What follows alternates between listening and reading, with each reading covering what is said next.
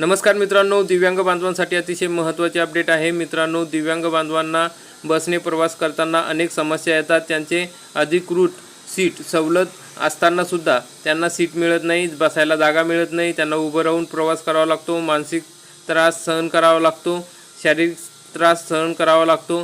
तर मित्रांनो, आता यापुढे असे होणार नाही, कारण की आता दिव्यांग बांधवांना जर त्रास दिला तर त्या ठिकाणी कारवाई होणार आहे। तर अशाच प्रकारची एक घटना घडलेली आहे की ज्यामध्ये वाहक तसेच जे अधिकारी आहे संबंधित त्यांच्यावर चौकशी करून कारवाई करण्याचे आदेश देण्यात आलेले आहे।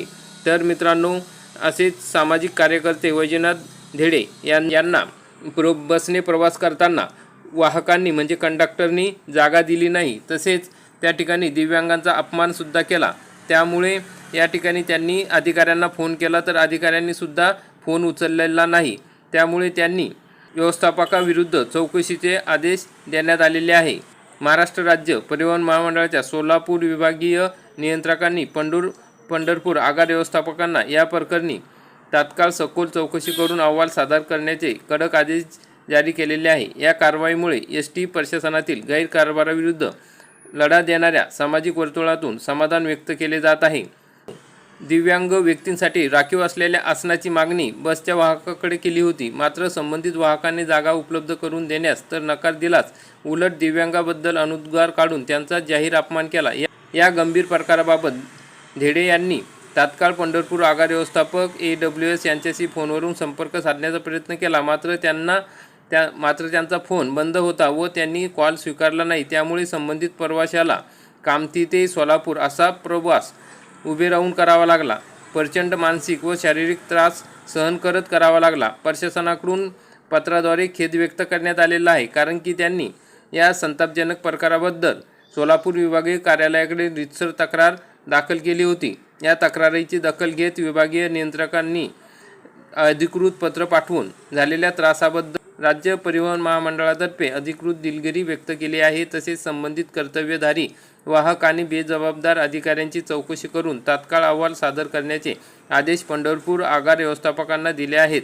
या ठिकाणी कारवाई झाली नाही तर त्यांनी थेट सांगितलेलं आहे की मंत्रालयात जाणार, मुख्यमंत्री, परिवहन मंत्री यांना भेटणार, नाहीतर कोर्टात सुद्धा जाणार।